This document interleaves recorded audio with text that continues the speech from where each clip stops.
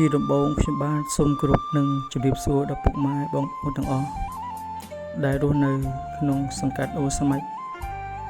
ឃុំអូស្មាច់ទាំងអស់បានជ្រាបថាខ្ញុំបាទសូមចេញធ្វើវីដេអូនេះជូនដល់ពុកម៉ែបងប្អូនទាំងអស់ដែលបានស្គាល់លោកគ្រូវ៉ាបាទឥឡូវនេះគាត់បានធ្លាក់ខ្លួនឈឺដោយសារមានជំងឺនៅ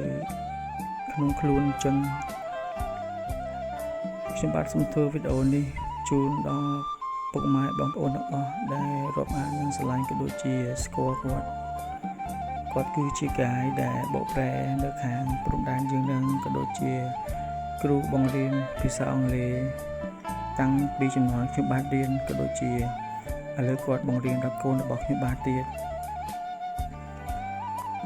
ខ្ញុំបាទសូមធ្វើវីដេអូនេះឡើងដើម្បីជូនដល់ពុកម៉ែបងប្អូនដែលស្គាល់គ្រប់អានស្រឡាញ់ដល់រូបគាត់សូមជួយជាថវិកាតិចក្តីច្រើនក្តីជួយលើកកម្លាំងចិត្តដល់គាត់ឲ្យគាត់បានជាសះស្បើយឡើងវិញឲ្យគាត់បានបង្រៀនសិស្សតទៅមុខទៀតខ្ញុំបាទស្ដាយចំណេះវិជ្ជាគាត់ខ្លាំងមែនទែនគាត់គឺជាលោកគ្រូម្នាក់ដែលមានសិលធម៌បង្រៀនល្អមានបទពិសោធន៍គាត់គឺជាគ្រូបង្រៀនចេញពីសាលាគ្រូកុសលគាត់បង្រៀនច្បាស់លាស់គឺសិស្សណាក៏ដោយឲ្យតែបានរៀនជាមួយគាត់គឺចេះសឹងតែទាំងអស់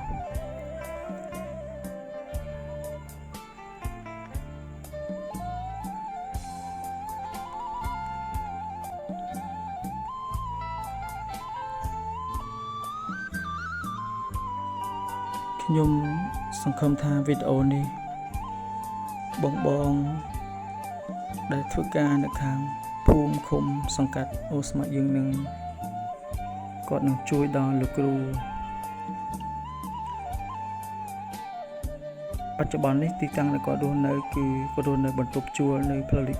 4ជិតផ្ទះបង្រនហើយខ្ញុំអរគុណដល់បង្រនខ្លាំងមែនទែនដែលគាត់យកចិត្តទុកដាក់នឹងលោកគ្រូខ្លាំងមែនទែនទាំងជួយលោកគ្រូទៅមន្ទីរពេទ្យក៏ដូចជាមើលថែលោកគ្រូ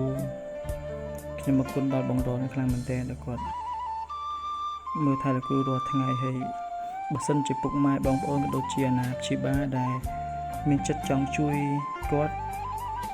អាចទៅមើលគាត់ឬក៏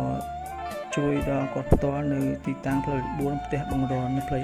4ជិតសាលាអង់គ្លេសដែលគាត់បង្រៀននឹងឯងសូមពុកម៉ែបងប្អូនជួយ share វីដេអូនេះម្នាក់មួយផងបាទសូមអរគុណច្រើន